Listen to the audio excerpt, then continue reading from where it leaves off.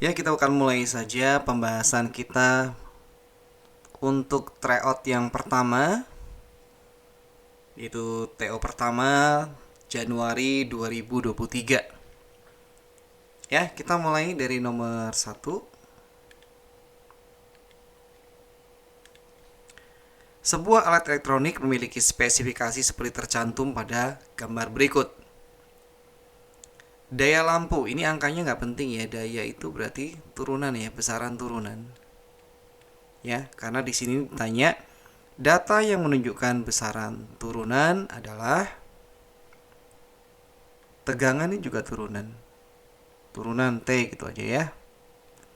Panjang, panjang itu besaran pokok P. Berat, berat itu turunan. Suhu, suhu itu besaran pokok. Berarti yang turunan adalah nomor 1, nomor 2, dan berat. Ingat ya, kalau yang pokok itu massa, bukan berat. Satuannya juga kilogram, bukan newton. Oke, berikutnya ke nomor 2. Setiap bahan memiliki sifat yang berbeda-beda. Berikut adalah beberapa sifat suatu logam. Sebagai alat memasak, sifat yang paling cocok adalah apa? Nah, tapi sebelumnya kita mau bedakan dulu ya, mana sifat fisika, mana sifat kimia. Kemudian kalau kita pakai buat alat memasak ya, maksudnya yang kita taruh di atas kompor gitu ya, itu sifatnya mana aja. Oke, mudah menghantarkan listrik ini sifat fisika. Mudah menghantarkan panas di typo ya, fisika juga. Berkarat atau tidak mudah berkarat itu sifat kimia. Lentur, mudah dibentuk, itu sifat fisika. Kuat dan tidak mudah penyok, itu sifat fisika juga. Massa jenisnya ringan, itu juga sifat fisika ya. Kalau untuk masak berarti yang nggak diperlukan adalah mudah menghantarkan listrik, nggak perlu lah ya, karena mau ditaruh di atas kompor nggak perlu. Pak mengantarkan panas, iya. Tidak mudah berkarat, iya. Bisa dibentuk, dipenyok-penyok, enggak lah ya. Kuat dan tidak mudah penyok, kalau terbentuk ya gitu ya. Massa jenisnya ringan, ya kalau bisa ringan lah ya, massa jenisnya ringan. Tapi nggak terlalu ngaruh nih ya, nggak terlalu ngaruh. Coba kita cari yang 2, 3, 5 ada nggak? Ada kan? Di sini yang nggak boleh ada 1 dan 4. Ini nggak boleh, ini nggak boleh. Ini apa ini? 3, 5, 6. Ya emang ada 3, 5, 6 sih. Tapi kalau buat masak, massa jenis tuh nggak terlalu ngefek ya. Berarti lebih, jawabannya lebih ke yang 2, 3, dan 5. Oh ya, yang tadi udah di 1, 2, 4. Ya, belum dicoret ya. Oke, nomor 3, seorang siswa membuat skala termometer polos dengan menetapkan suhu 25 derajat X untuk es yang sedang mencair dan 175 derajat X untuk suhu air yang sedang mendidih. Berarti kita bisa bikin dulu seperti kotretan begitu.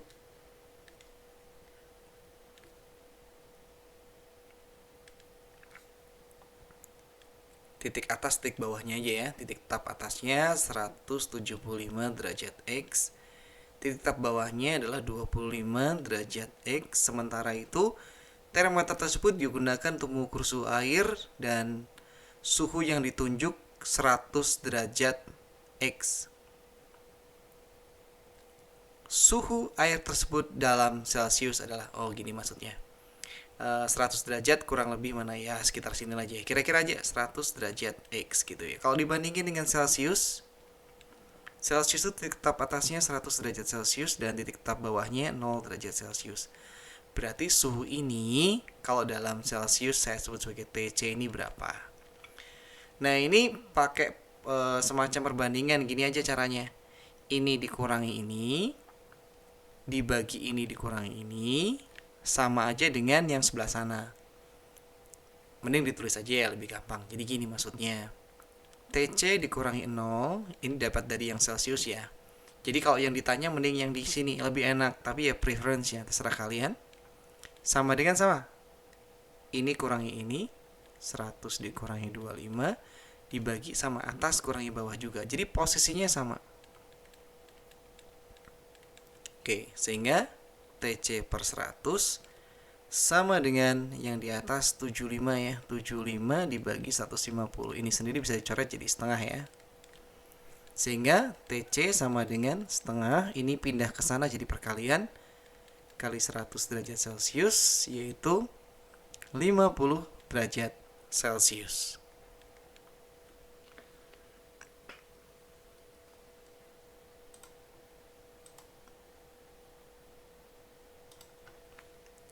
Oke, berikutnya nomor 4.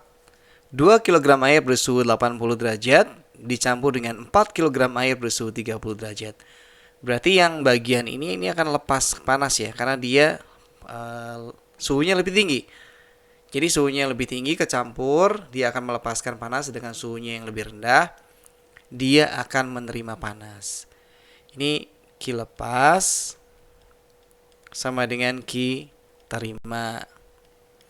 Rumusnya berarti M1 kali C-nya kan sama-sama air ya, saya tulis C aja, toh nanti juga dicoret ya. T1 min TC sama dengan M kedua C TC min T2. C-nya boleh dicoret karena sama-sama airnya. Kemudian udah sama-sama kilogramnya ya, kiri kanan sama-sama kilogramnya, jadi saya nggak akan tulis lagi.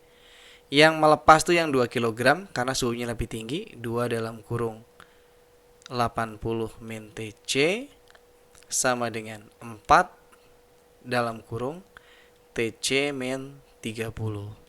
Nah, di sini kedua ruas akan saya bagi 2 ya. Sehingga akan jadi kayak gini, 80 min TC sama dengan 2 dalam kurung TC min 30.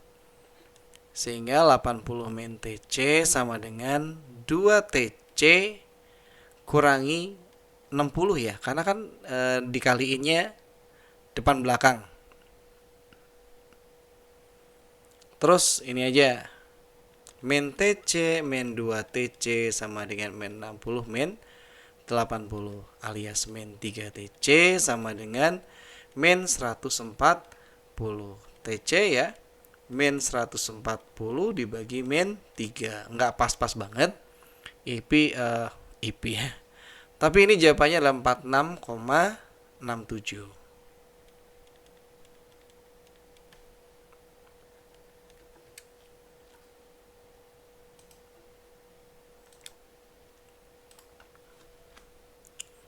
Oke, kita lanjutkan. Sebuah mobil mulai bergerak dari keadaan diam. Keadaan diam itu berarti V0-nya 0 ya.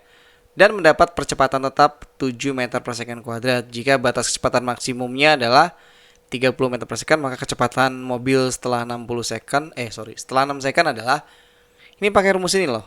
V0 sama dengan, kok V0 sih? VT. VT itu apa? VT itu kecepatan akhir.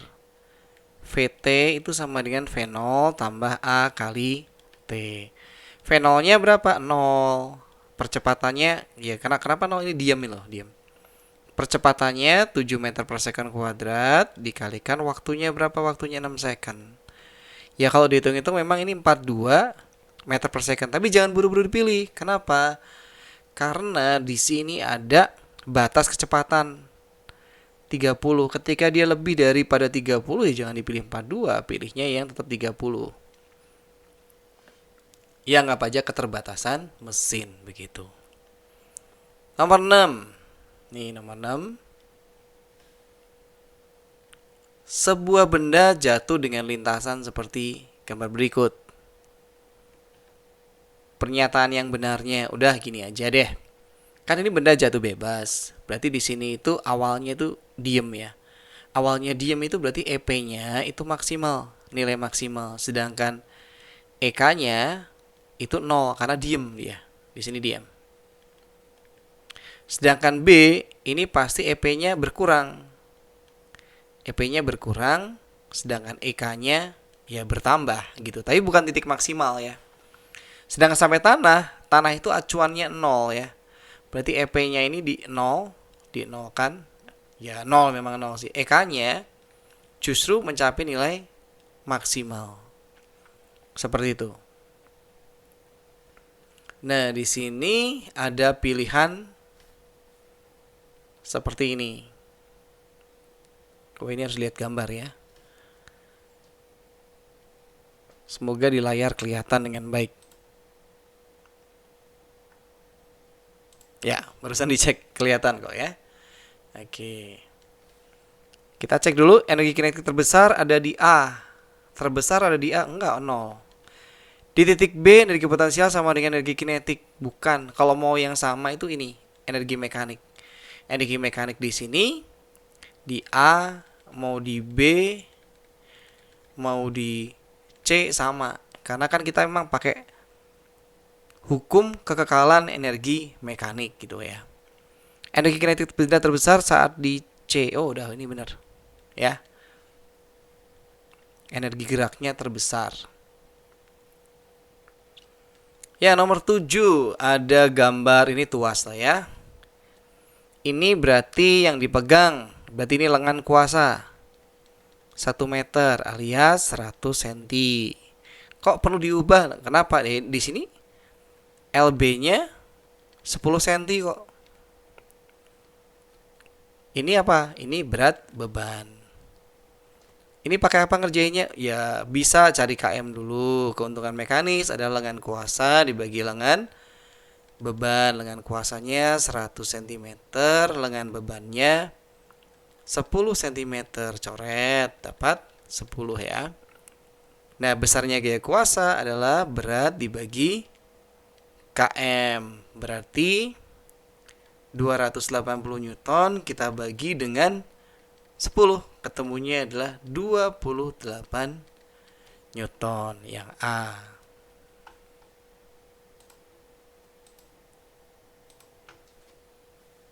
Nomor 8. Ya, ini soal yang udah sangat terkenal di masa lalu di zaman UN ya.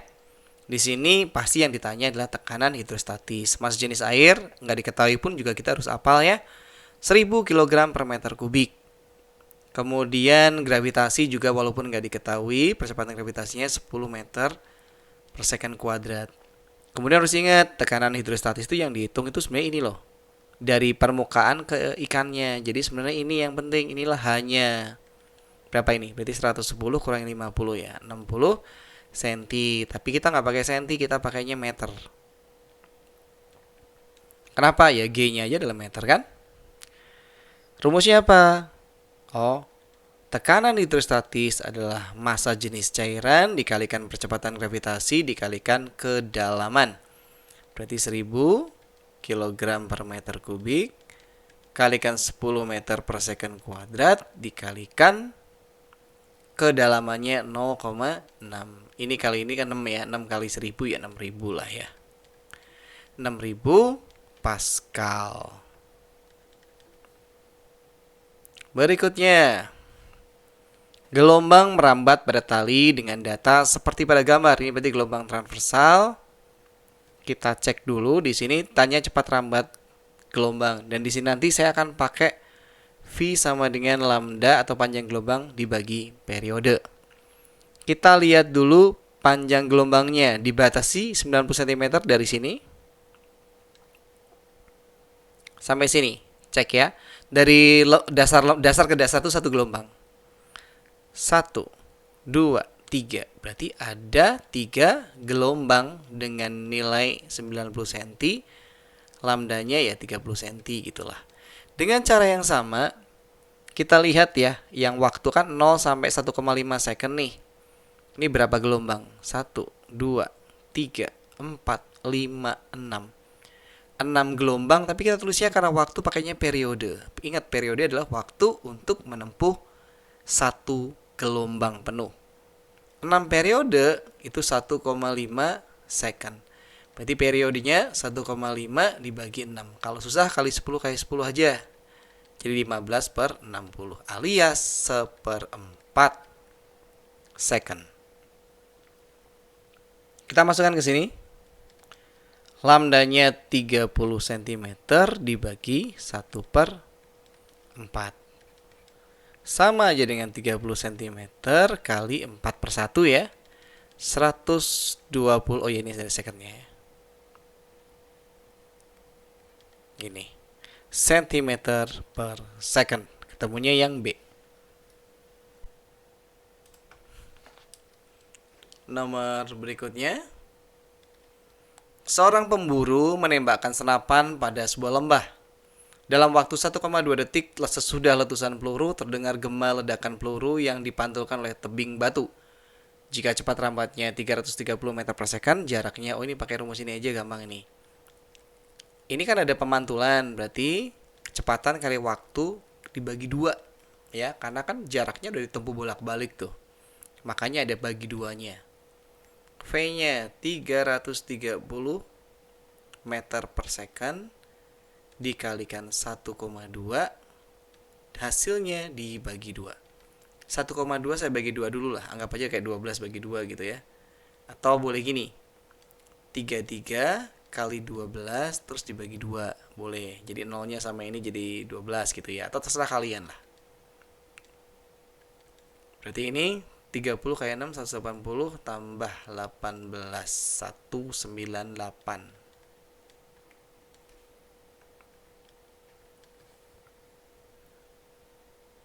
Berikutnya, di tikungan jalan yang tajam dan sempit biasanya dipasang cermin cembung, ya, kayak di parkiran gitu ya, untuk melihat kendaraan dari arah berlawanan. Karena cermin cembung menghasilkan bayangan bersifat, ini mah hafalan ya, cermin cembung itu maya tegak diperkecil. Mana yang maya tegak diperkecil? Cuma ini, pasti ini jawabannya ya. Daerah tangkapan memang luas ya. Nomor 12. Benda bermuatan listrik A tarik-narik dengan benda B dengan gaya sebesar F ya. Jika muatan benda A dan B diperbesar masing-masing, benda A 2 kali lipat, benda B 4 kali lipat, jaraknya diperdekat atau didekatkan menjadi setengah semula, maka gaya tarik-menarik keduanya adalah, kalau mau rumus cepat gini. Berarti muatan 1 akhir bagi muatan 1 awal kali muatan 2 akhir dibagi muatan 2 awal kalikan jarak awal, ini kebalikannya, bagi jarak akhir kuadrat kalikan F1. Akhirnya berapa ini? 2 kali lipat, ya 2Q gitu ya, asalnya Q. Yang satunya lagi 4Q, asalnya Q juga, kali jarak mula-mula anggap aja R, yang kedua jadi setengah R, terus hasilnya dikuadratkan kali gaya semula F gitu ya. Jadinya gimana nih? Oh, ini kalau biar kamu gak bingung jadinya 1 gitu ya, 1 bagi setengah. 1 bagi setengah itu sama dengan 1 kali 2/1, jadi 2 kuadrat nantinya 4 ya. Jadi F2-nya sama dengan ini jadi 2, yang ini jadi 4, yang jarak tuh udah di 2, jangan lupa ada kuadratnya, jadi 4 ya, kali F. Berarti sama dengan berapa ini? 32 F.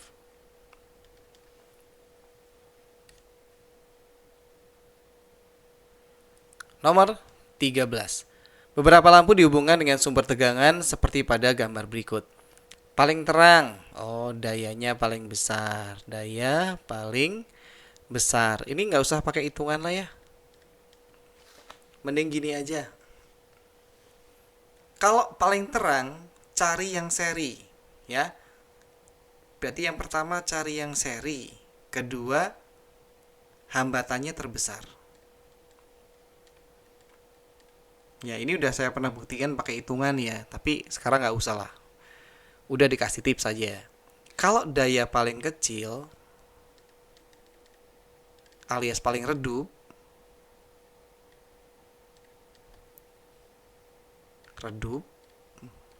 itu cari yang paralel, terus tetap hambatan terbesar ya. Pembuktian ya nanti lain waktu lah ya, percaya aja. Jadi di sini yang paling terang adalah yang ini nih, L3. Kalau mau tahu yang paling redup, nih L1. Udah gitu tipsnya. 14. Sebuah rumah menggunakan peralatan listrik yang terdiri dari 4 lampu. Oh, ini mau nyari energi ya. Udah kita hitung aja yang pertama. Yang pertama lampu. Lampunya ini berapa nih? 4 kali 10 watt. Makanya 12 jam pakai bahasa Inggris ya, hour ya. Sehingga berapa nih? 40 kali 12 480. Masih watt ya. Yang kedua, setrika. Setrikanya 1 biji. Wattnya 350. Waktunya 2 jam. Berarti 700 watt. Terus satu pompa 150 watt. Pompa airnya yang kecil ya. Dijalankan 2 jam juga. Berarti 300 watt. Jumlah energi listrik dipakai dalam 30 hari. Udah, ini jumlahin aja. Karena yang ditanya cuma 3 alat ya. Berarti 1480. Kalau mau nyari jumlah energi listriknya, berarti simbolnya Bu ya. 1480 watt. Ya, ini energi. Dibagi 1000. Ini nggak usah pakai satuan kalau gitu. Udah langsung kita ubah aja. Gini maksudnya. Udah langsung bagi 1000 aja watt. Supaya di sini saya bisa tulis kWh. Tinggal dikalikan waktunya ya. 30 hari. Nolnya bisa dicoret. 148 bagi 3.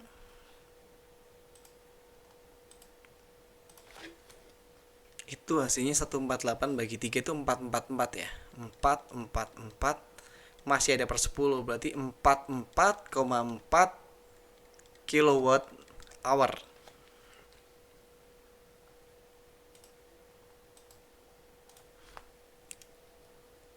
Berarti yang C. Ya, kita lanjutkan nomor 15. Di sini ada pembuatan elektromagnet. Yang hitam ini utara, yang putih itu selatan. Berarti kita lihat dulu, ini kutub positif yang sebelah kiri, kutub negatif di sini. Panahnya seperti ini, mengalir dari positif ke negatif, melewati belakang inti besi ini ya. Terus berarti panahnya kayak gini. Perwakilan aja ya, nggak usah semuanya ya.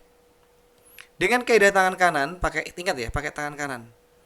Dimana yang ini, yang arah ini adalah jari-jari kita.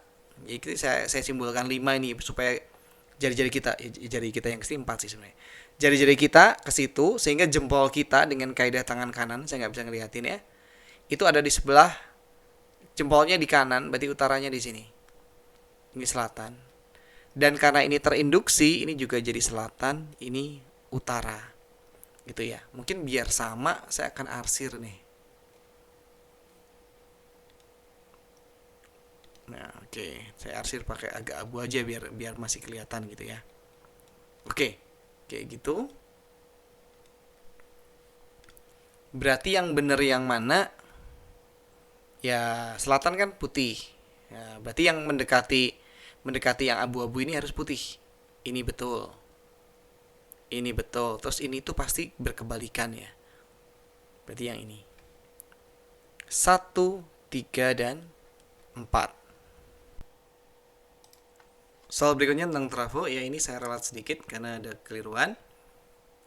Di sini ada pernyataan mengenai trafo, kemudian pernyataan yang benar ya. Pernyataan yang benar berarti kita akan membandingkan trafo step up dengan trafo step down.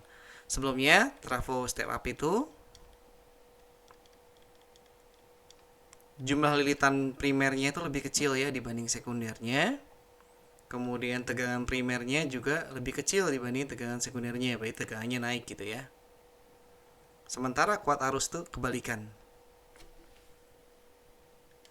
Kuat arus primernya justru dia lebih besar dibanding kuat arus sekundernya. Jadi jumlah lilitannya naik, jumlah tegangannya juga naik, tapi kuat arusnya turun. Sedangkan trafo step down ya sebaliknya. Trafo step down tinggal balik, jadi ngapalnya cuma satu. Jumlah lilitan primernya justru lebih besar. Tegangan primernya juga atau tegangan masukannya justru lebih besar, sedangkan kuat arusnya itu lebih kecil yang primer gitu ya. Yuk kita cek di sini. Pada trafo step up, tegangan primernya dibandingin sekundernya lebih kecil, betul ya. Arus sekundernya lebih besar. Oh, di sini lebih kecil. Berarti ini salah. Trafo step down, kumparan primer lebih besar daripada kumparan sekunder. Betul. Tapi arus primernya apakah lebih besar pada trafo step down? Lebih kecil. Salah. Trafo step down, tegangan sekundernya lebih kecil ya dari tegangan primer. Ini betul. Sedangkan arus sekundernya lebih besar dibanding arus primer. Arus sekunder lebih besar. Oh, betul. Pada trafo step up, kumparan sekunder lebih besar dibanding kumparan primer. Sudah betul. Dan arus sekunder lebih kecil dibandingkan arus primer. Sudah betul. Berarti jawabannya adalah 3 dan 4. Yang berikutnya nomor 17. Di sini adalah massa jenis ya. Ini adalah volume. Volumenya kita bisa langsung cek ya. Volumenya pasti selisih ya. 80 ml itu akan sama dengan cm kubik ya.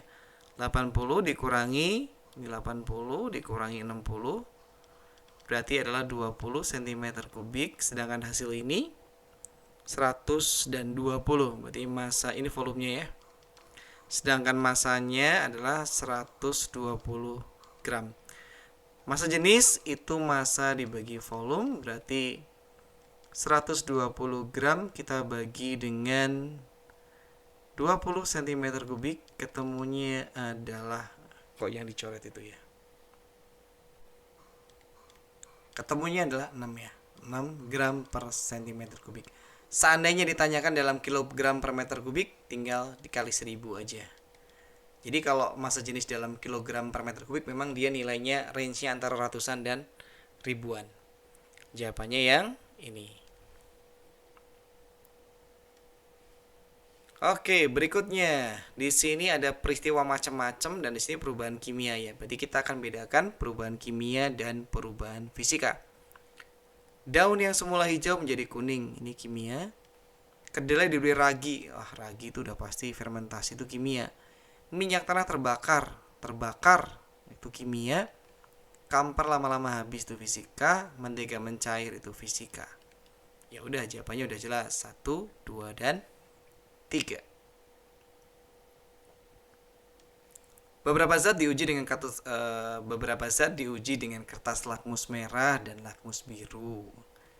Data perubahan warna lakmus adalah, maaf ya udah capek ini ceritanya nih. Oke, lakmus merah, lakmus biru. Larutan 1, lakmus merah tetap merah, lakmus biru jadi merah, atau gampang ya, tinggal merah-merah itu pasti asam. Sedangkan biru-biru udah pasti basa. Pakai cara cepat aja ya. Merah jadi biru, biru jadi merah. Nggak ada ini. Nggak ada zat yang seperti itu ya. Merah tetap merah, biru tetap biru, ini netral. Sementara di sini diminta apa? Larutan bersifat netral terus basa. Berarti netral itu apa? 4. Basa itu 2. 4 dan 2. Berturut-turut, nggak boleh dibalik ya.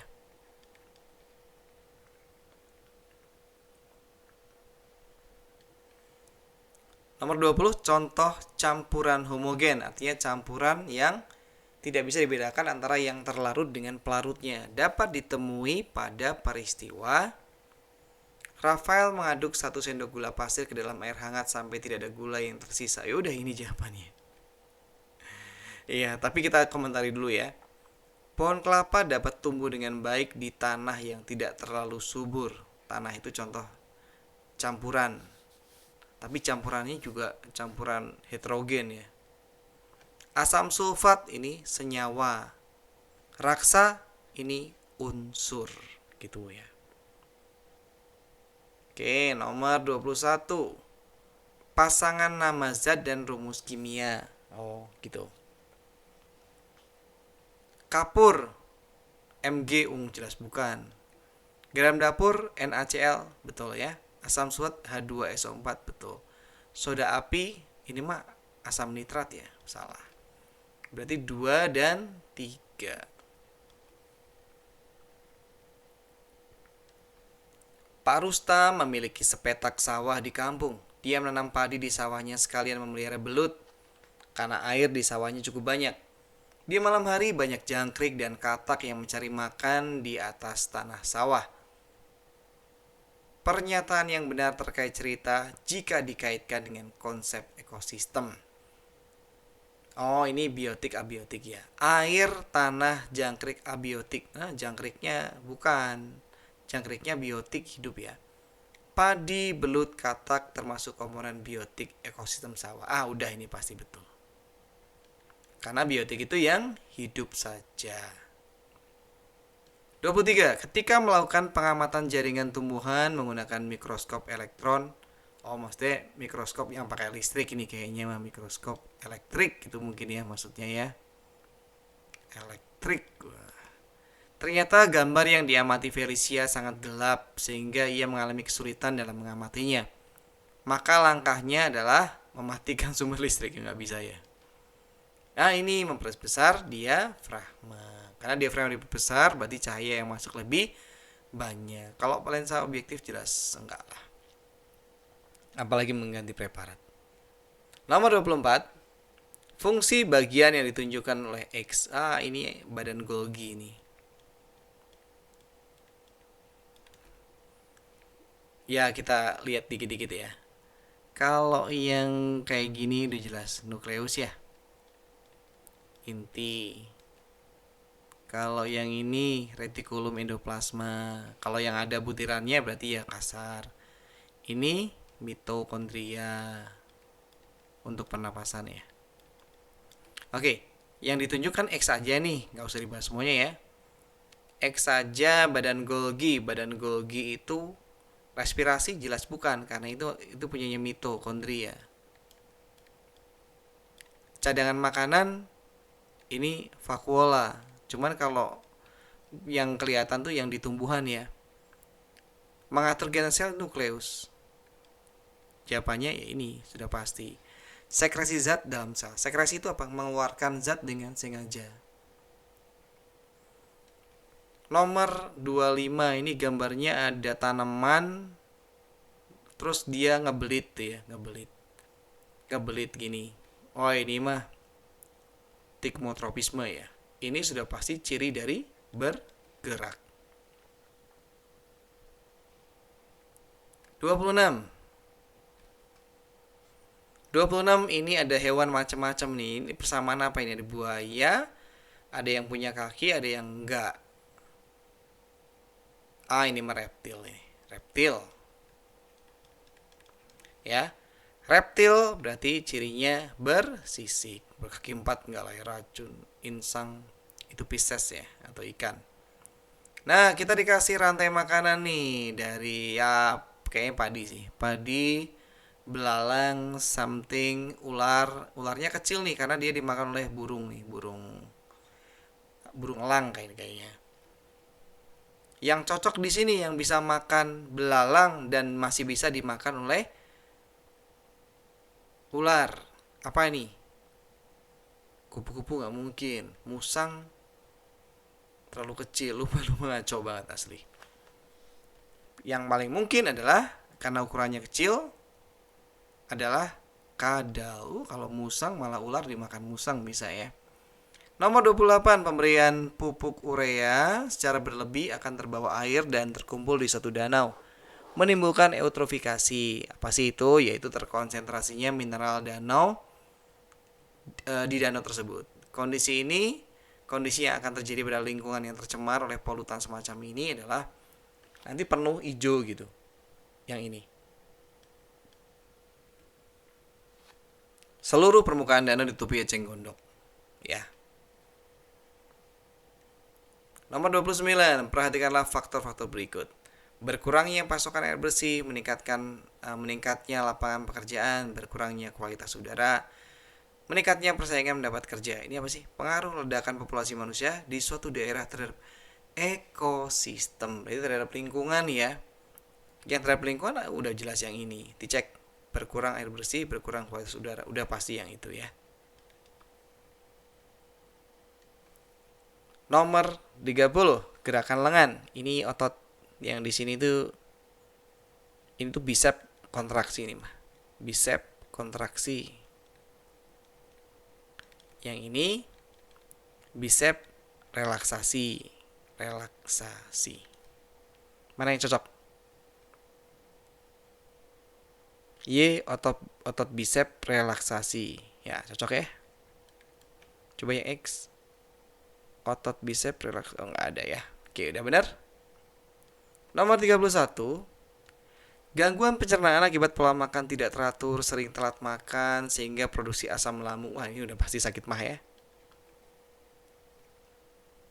Berikutnya, perhatikan data percobaan pernafasan. Meniup air kapur ya. Oke, di sini ada waktu meniup air kapur 10 detik, 20 detik, 30 detik gitu ya. Kalau yang plusnya banyak sangat keruh gitu. Nah, kita lihat di sini. Proses pernafasan yang terjadi pada percobaan ini adalah, ini hubungannya sama karbon dioksida.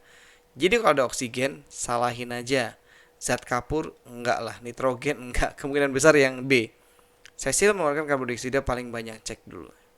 Oh iya ya, kalau kita lihat pada menit ke 30 memang dia paling banyak. Ini jawabannya.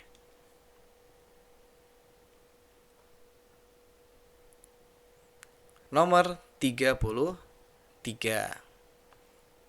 Perhatikan gambar sel darah berikut. Yang ada kepingan, nah ini sudah pasti eritrosit.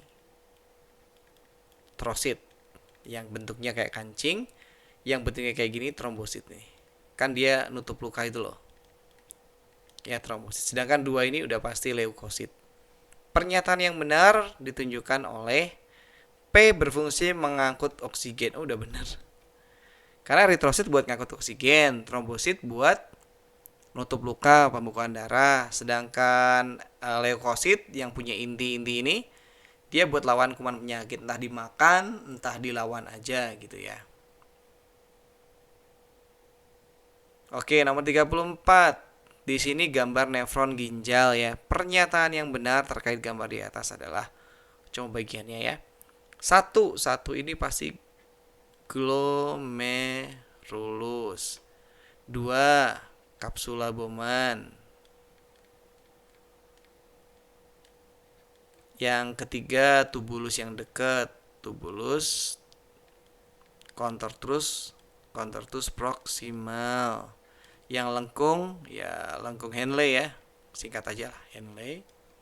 Kemudian ini pasti tubulus contortus distal. Ini pengumpul ya, autocolectivus. Mana yang cocok? 1 glomerulus, 5 distal. Langsung ketemu. 35. Jaringan apa? Jaringan daun ya. Oke, 1 ini apa nih? Ini epidermis atas nih. Epidermis atas. 2, jaringan tiang alias palisade. Kok kayak tang gitu ya. Hapuslah, nanti malah kamu malah tersesat. Palisade aja ya. Palisade. 3 apa ini? Oh, ini mesophyll spons ini mah. 4, ya epidermis lagi, tapi yang bawah. Sorry kalau tulisannya kurang jelas ya. Nomor 5 ini pengangkut ya. Jaringan pengangkut. Xylem phloem maksudnya. Nomor 6 ini sel penjaga ya, 7 stomata. Yang ditanya apa ini? 5 jaringan pengangkut. Udah langsung. Ini soalnya baik banget ya. Di A udah langsung ketemu gitu ya. Jaringan pengangkut itu nomor 5. Epidermis buat melindungi, palisade buat fotosintesis, spons tuh di dalamnya nanti bisa ada karbon dioksidanya gitu ya. Sel penjaga yang nomor 6 ini buat buka nutup stomata. Stomatanya sendiri buat pertukaran gas ya gitu. Nomor 36, Tommy mengamati penampang daun menggunakan mikroskop dan nampak jaringan yang sel-selnya rapat, punya banyak klorofil.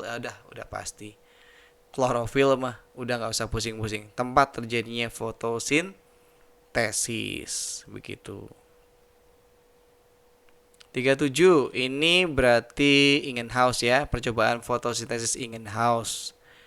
Di sini bakal ada tanamannya biasanya Hydrilla verticillata, dan di X ini oksigen lah, ini oksigen.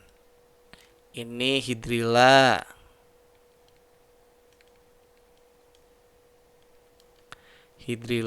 Terus kalaupun ada di sini gelembung, adanya gelembung CO2 kalau di situ. Bukan O2 ya. Oke, kita cek. Tumbuhan Y akan tumbuh setelah menghisap gas O2. Nah, bukan. Tumbuhan Y adalah verticillata, Hydrilla verticillata, betul. Menghasilkan gas CO2 di X, bukan ya. Gas O2 di X itu yang di situ. Gas O2 di X dihasilkan oleh tumbuhan Y setelah mendapat cahaya matahari. Wah, ini mungkin banget nih. X-nya O2, betul. Tumbuhan Y, tumbuhan Hydrilla mendapatkan cahaya matahari. Ini kemungkinan besar. Gas CO2 di X, udah pasti salah itu. Ini jawabannya. 38. Disilangkan tanaman narcis berbatang tinggi, biji bulat, dua-duanya dominan ya. Tinggi bulat disilangkan dengan tanaman berbatang pendek dan bijinya kisut. Dari sini aja udah ketahuan bahwa bulat itu dominan terhadap kisut dan tinggi dominan terhadap pendek. Paling nggak begitulah yang ada di soal ini. Menghasilkan tanaman narcis pasti yang besar kecil ya. Berarti ini kita bisa pakai yang 9331.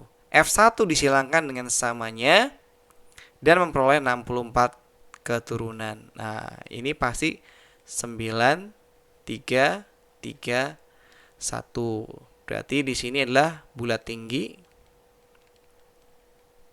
Di sini mungkin bulat kisut dulu. Di sini mungkin bulat tinggi. Bukan bulat kisut.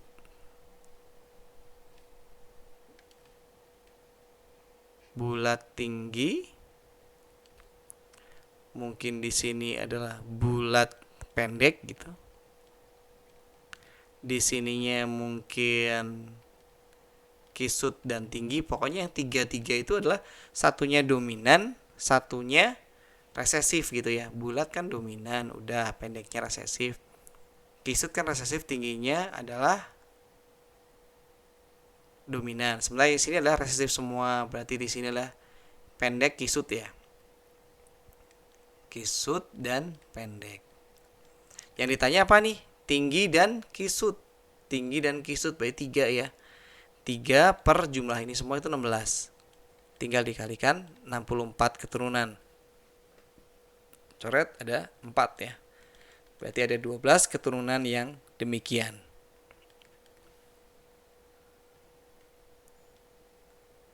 Oke. Perkembangan kayak gini sudah pasti namanya bertunas. Nomor 40. Apa ini? Pada masyarakat petani kedelai, maka untuk meningkatkan nilai gizi dan bisa memenuhi kebutuhan protein masyarakatnya, pakai bioteknologi konvensional. Ini bikin tempe pasti. Ngomongin protein kok ya, tempe. Rhizopus oryzae. Kalau kecap tuh WNTI ya. Acetobacter-silinum itu buat nata de coco. Lactobacillus thermophilus itu untuk yogurt.